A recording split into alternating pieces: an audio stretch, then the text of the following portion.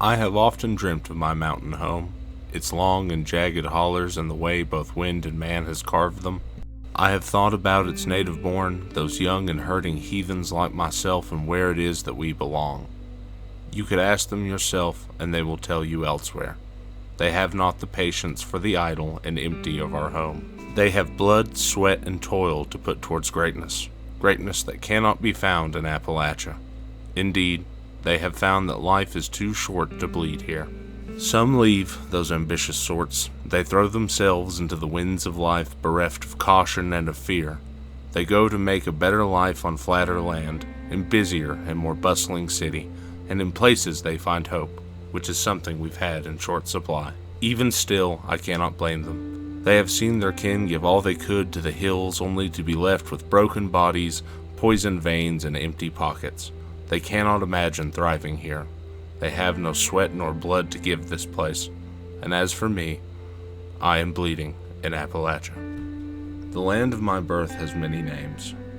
Appalachian Kentucky, Central Appalachia, Eastern Kentucky, the poor man's land, and according to at least one viral meme, where God is from.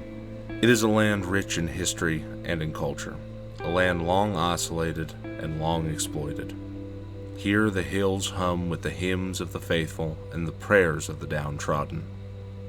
A dark and bloody ground even before European colonization. The land was once contested hunting grounds between Native American tribes and part of the Great Warpath. The earliest days of colonization in Kentucky resulted in even more conflict.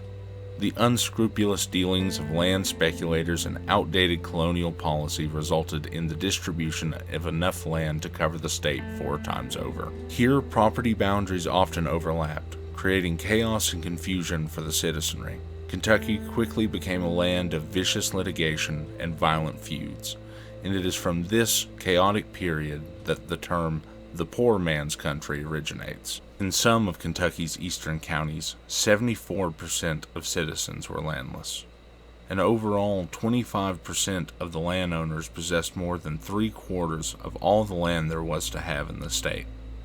A quarter of all this land was owned by only 21 individuals. This was further exacerbated by Kentucky's corrupt and undemocratic early government, which was effectively ruled by governor-appointed magistrates who served for life. And with the Industrial Revolution came the industry that would define the region into the modern day: coal. Eastern Kentucky's coal would come to power the great factories of American industry, and those industries would come to build road, rails, stores, even entire towns among the coal fields. The entirety of Appalachia became the backdrop for a new experiment: the company town. These same roads, rails, and stores became cudgels that absentee capital owners used to control both the behavior and association of Appalachians. Moreover, company towns often paid their people in company currency, script. They used to further control the people, as script was worthless outside of the company store in which it originated. The UMWA, the United Mine Workers of America, had a long history of trying to combat this exploitive scheme, and the 20th century is full of labor strikes and battles between workers and the coal companies, earning the title of the Coal Wars.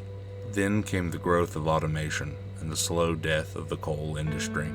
Where once there had been an exploitive extraction economy, even that fell away. More coal could be mined with technology than more bodies, and the price of coal continued to fall. Now, the coal industry is smaller than ever, and employees ever fewer than before. What wealth there had ever been here dried up. The late 20th century brought new roads into eastern Kentucky, and new technologies and trends. New poisons, too. Where once moonshine had been the Appalachian staple, opioids like Oxycontin became commonly overprescribed. The war against the resulting opioid epidemic is still being waged today, and few of my fellow hill folk have avoided the sting of addiction in their families. I tell you all of this because I am philosophically in love with Appalachia, and with ensuring a brighter, better future. The truth is that in many ways things have gotten better over the last few decades, but in many ways, they remain the same. The result is a dissatisfaction I can hardly quantify. There is a so-called untranslatable word from the Russian language, toska, described as a yearning, a spiritual anguish, an ache of the soul. I believe I harbor a toska for what could have been and what could be here in eastern Kentucky. I believe that despite the youth's usual flight, that there is a reason to stay here. There will never be a change unless those of us who are able to push for change do so, and abandoning Appalachia to its long and violent history will only result in the reclamation of this land by root and vine. I will not have it. I will not give in to pessimism, the spiritual fatalism that festers within the heart of the meager and the meek that call this place home. I will toil here. I will bleed here. I will bleed for Appalachia. Thank you for listening and watching the video.